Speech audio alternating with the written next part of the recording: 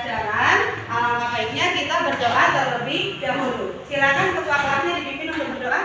Ya, doa dimulai.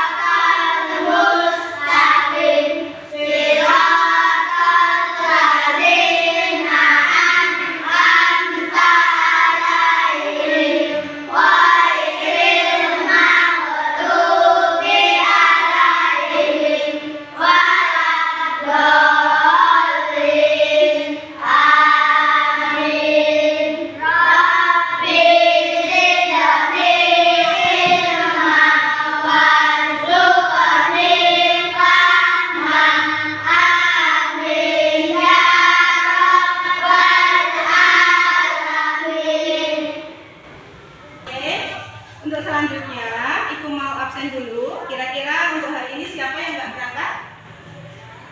Nggak ada. Alhamdulillah, kalian semua bisa berangkat semua untuk mengikuti pelajaran pada pertemuan kali ini.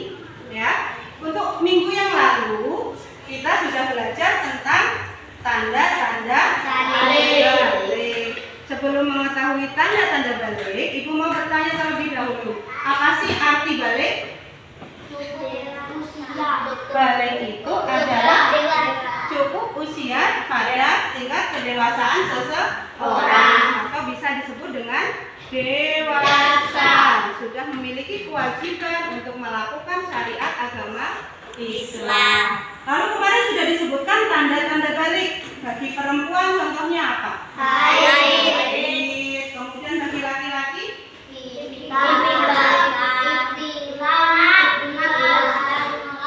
Tanda-tanda balik bagi perempuan itu biasa ditandai dengan keluarnya darah haid. Sedangkan bagi laki-laki kemarin ditandai dengan datangnya intilam. Apa itu intilam kemarin? Mimpi basah atau keluar mani dari kemaluan haid ketika masih tidur ataupun keadaan tidak tidur. Kemudian yang kedua ada tandanya yaitu digenapkan usianya sampai 15 tahun Hijriah. Itu tanda-tandanya ya. Nah, sekarang kita akan masuk ke bab selanjutnya yaitu bab 3 tentang mandi wajib setelah haid dan ihtilam. Jadi, di situ disebutkan bahwa haid tadi adalah tanda-tanda perempuan dewasa. Haid sama ihtilam itu di situ disebutkan termasuk dalam kategori hadas besar. Jadi hadas itu dibagi menjadi dua, yaitu hadas kecil dan hadas besar. Hadas kecil itu biasa disucikan dengan cara berwudu, Hadas kecil contohnya seperti buang air kecil, buang air besar, kemudian buang angin. Nah, ketika kalian melakukan itu sebelum sholat, maka bisa disucikan dengan cara berwudu. Tapi kalau kalian haid bagi yang perempuan, nanti kalau misalnya sudah keluar darah haid, atau bagi laki-laki yang di situ kalian sudah pernah mengalami mimpi basah, maka nanti itu termasuk hadas besar. Bagaimana cara mensucikannya, Bu Guru? Nah, untuk mensucikannya yaitu dengan cara mandi wajib. Oke, kita akan bahas tentang mandi wajib. Silahkan kalian buka halaman 34. Sudah?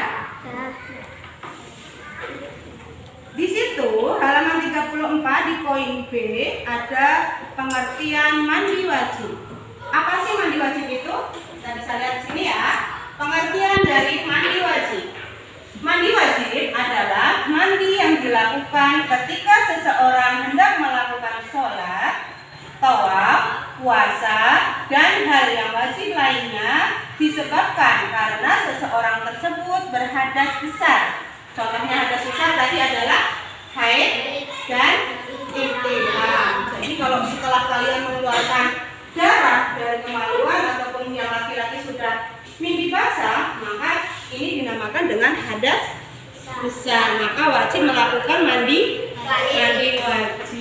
Kemudian apa tujuannya? Tujuan mandi wajib adalah untuk menghilangkan hadas besar yang menempel di tubuh kalian. Jadi kalau kalian setelah haid itu tidak boleh langsung sholat, tidak boleh langsung selesai haid, darahnya sudah nggak keluar, kemudian kalian wudhu terus sholat. Sholatnya batal apa enggak? Batal atau tidak sah. Jadi harus melakukan mandi wajib terlebih dahulu. Nah, kemudian selanjutnya ada sebab-sebab kenapa seseorang tersebut harus mandi wajib. Perhatikan ke sini ya. Sebab-sebab seorang mandi wajib yang pertama adalah mengeluarkan mani karena mimpi basah atau sebab lain. Jadi contohnya kalian mimpi basah, keluar mani, maka berarti wajib mandi. Kemudian yang kedua, sebab mandi wajib yang kedua adalah jika darah haid atau nifas berhenti. Ini bagi perempuan ya. Bagi laki-laki itu tidak ada haid dan juga tidak ada nifas. Haid ini adalah darah yang keluar pada waktu tertentu setiap bulan bagi orang anak yang usianya sudah 9 tahun. Itu berarti dia sudah dewasa. Kalau haidnya sudah selesai, biasanya 7 hari, haidnya sudah selesai, maka setelah haidnya selesai tidak keluar lagi, dicek pakai kapas sudah tidak ada lagi darahnya, maka dia wajib mandi wajib atau mandi junub. Kemudian yang selanjutnya juga ketika nifas berhenti. Apa itu nifas? Apa? Ada yang tahu apa itu nifas?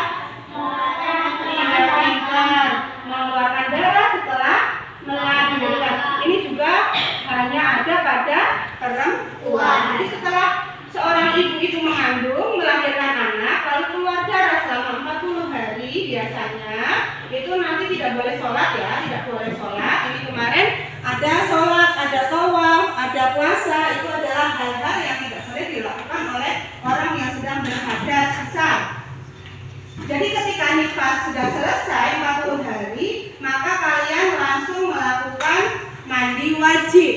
Nih, sebab-sebab mandi wajib adalah nifasnya berhenti. Jadi jangan mandi aja lah, mandinya nunggu 2 bulan, misalnya 2 bulan, 3 bulan sudah berhenti darah kok tidak mandi, itu malah berdosa. Jadi kalau sudah setelah selesai haid atau nifas itu wajib mandi wajib.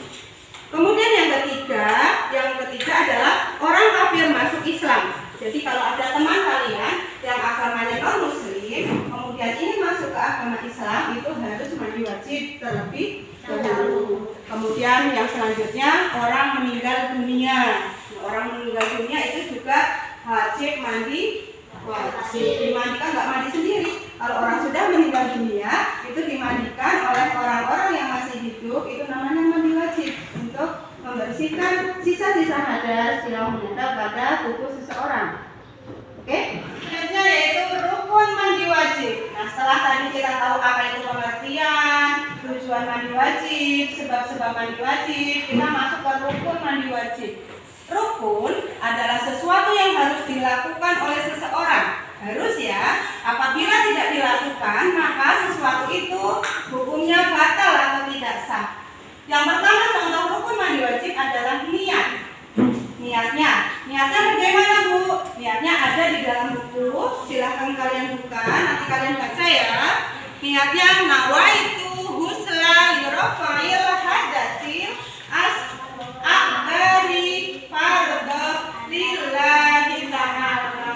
Kalau tidak bisa pakai bahasa Arab, boleh menggunakan bahasa Indonesia. Saya niat mandi wajib untuk menghilangkan hadas besar karena Allah Ta'ala. Ini harus niat. Kalau nggak niat berarti apa yang nanti kalian lakukan tidak sah. Yang kedua, meratakan air ke seluruh tubuh. Jadi tubuhnya harus rata dengan air.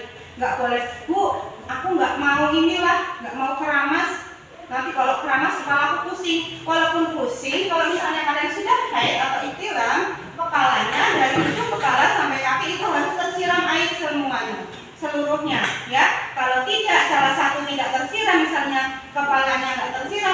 dia batal melakukan sesuatu yang akan dilakukan.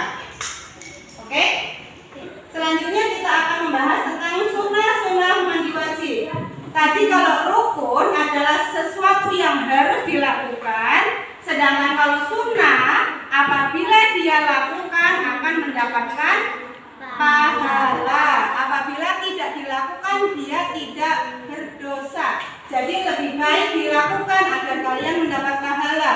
Ketika mandi wajib, ada sunnah mandi wajib. Di antaranya yang pertama membaca bismillah sambil mencuci tangan biasanya. Ngambil air, baca bismillahirrahmanirrahim, sudah dilepas bajunya, kemudian baca bismillah, lalu menghilangkan kotoran yang menempel di badan atau kotoran misalnya tadi habis main tanah atau ada bekas tinta dan sebagainya.